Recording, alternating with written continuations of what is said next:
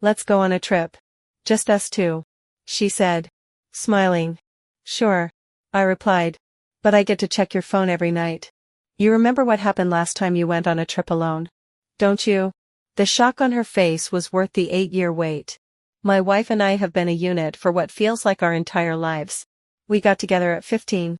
And now I'm 39 and she's 38. That's 24 years. With 12 of them married. We've built everything together from the ground up.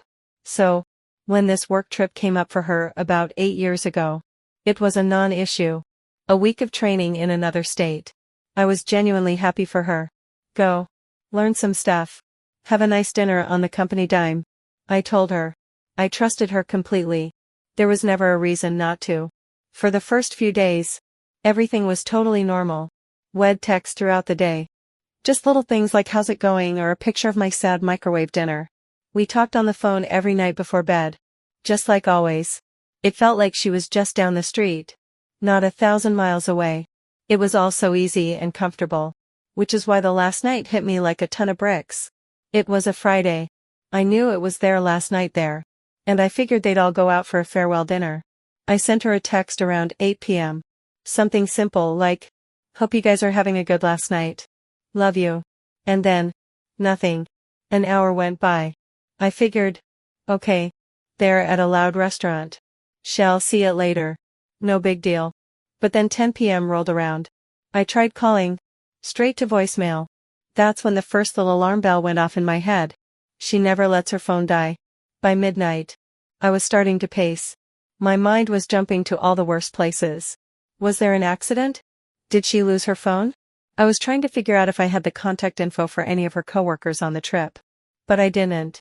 I felt completely helpless. I sent another text. Hey. Just checking in. Getting worried.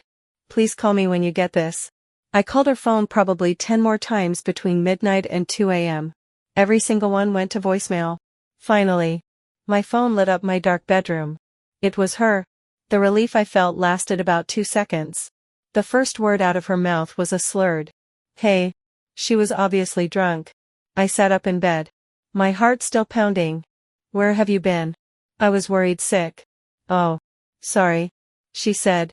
Her voice a little too loud. My phone was being so weird. I wasn't getting anything. We just went out with the girls for a few drinks. It was so fun. It all sounded flimsy. Her phone just happened to stop working for 6 hours on their last night. And she didn't think to maybe use a friend's phone to shoot me a quick text. I was tired. And I didn't want to start a fight over the phone. So I just said, okay. Well, I'm glad you're safe. But as I hung up, this heavy, sinking feeling settled in my stomach. It was the kind of feeling you get when you know you're being lied to. Even if you can't prove it. The next day, she flew home. When I picked her up from the airport, she seemed off. Quiet. She gave me a quick hug. But it felt distant. She blamed it on being exhausted from the trip and a little hungover. I tried to brush it off, telling myself I was just overthinking things because of last night. But as she fell asleep on the couch that evening, that bad feeling came back stronger than ever. And then I saw her phone, sitting right there on the coffee table. She was completely passed out on the couch, the TV still quietly murmuring in the background. For a few minutes, I just stood there, watching her sleep. My brain was at war with itself. Don't do it. It's an invasion of privacy. You're better than this. But the other voice, the one that had been screaming since that 2 a.m. phone call, was louder. Something is wrong. You felt it on the phone. You felt it at the airport. You have to know. That gut feeling was a physical thing now. A knot of ice in my stomach. I gave in. I walked over to the coffee table and picked up her phone. My hand was shaking a little as I unlocked it. I went straight to her texts. I scrolled past my name, her mom's, her work friends, and then I saw it. A number I didn't recognize. With a different area code. The same as the state she'd just been in. My heart started hammering against my ribs. The conversation started out normally enough. Some boring work-related stuff. I started to feel a small bit of relief. Maybe I was just being paranoid. Then I kept scrolling. Hey, me and the guys are outside the hotel waiting in the car. The text was time-stamped at 10:07 p.m. on Friday night. Exactly when she had gone dark. My blood ran cold. I kept reading. Her reply came a few minutes later. Lol, okay. I'm waiting for my boss to fall asleep and we will sneak out. Sneak out. The words just hung there on the screen. A final text from her. A little bit later. Sealed it. We are coming out. And that was it. Nothing after that. I didn't think. I just reacted. I walked over to the couch and shook her shoulder. Hey. Wake up. She stirred. Mumbling something. I shook her again. Harder this time. Wake up. We need to talk. Her eyes fluttered open. Confused. What's going on? Then she saw her phone in my hand. Her expression changed instantly. The sleepiness vanished. Replaced by a hard, defensive glare. I held the phone up so she could see the screen. Who is this? Who were you sneaking out to meet? My voice was dangerously calm. She snatched the phone from my hand. Her face turning red.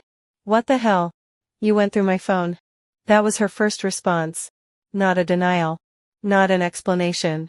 Just rage. Answer the damn question. I said. My voice rising. You're an asshole. I can't believe you would do that to me. That's my private stuff. She yelled. Scrambling to sit up. The argument exploded from there. She kept shouting about her privacy. And I kept demanding to know what happened. She swore she didn't go anywhere. That she was just the middleman for her coworkers. It made no sense. Why would she be the one texting if she wasn't going? Then, right in the middle of our screaming match, I saw what she was doing. Her thumbs were flying across the screen. Before I could even process it, she had deleted the entire conversation. Then she went into her contacts and deleted his number. Just like that. The proof was gone. She held up the blank phone. A look of defiant triumph on her face. In that instant, I knew. An innocent person explains. A guilty person destroys the evidence.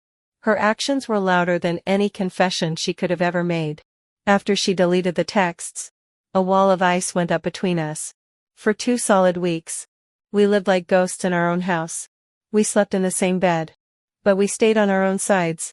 A canyon of silence between us. We'd pass each other in the hallway without making eye contact. The air was so thick with tension you could barely breathe. I kept replaying the scene in my head. The texts. Her face when she was caught. The furious speed of her thumbs as she erased everything. Every piece of evidence pointed one way. But she was digging in her heels. Creating a reality where she was the victim of my mistrust. I reached a breaking point. I realized I had 2 choices. I could hold my ground. Demand a truth she would never give me. And watch our 24-year history crumble into dust. Or, I could accept her story.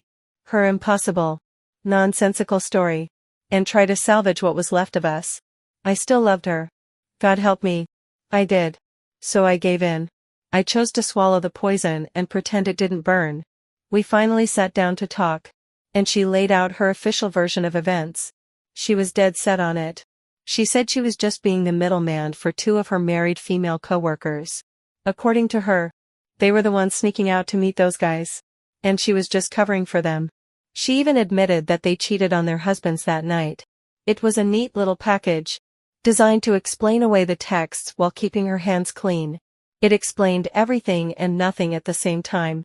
But my brain could never let go of one crucial detail. Something I know about my own wife.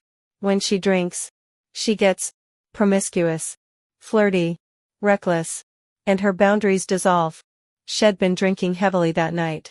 By her own admission. So, I was supposed to believe that in that exact state. She played the responsible chaperone for her friends and then went back to her room alone. It felt like a lie wrapped in a half-truth. But I agreed to let it go. We never spoke of it again. We fell back into our routines. We laughed at the same jokes. We held hands. We patched up the hole in our marriage. But the patch was thin. And I could always feel the cold draft of that night blowing through. That was 8 years ago. On the surface, we're fine. But that night is always there. Living in the back of my mind. It's a splinter that I can't get out. Every time she's a little late coming home. Or a little protective of her phone.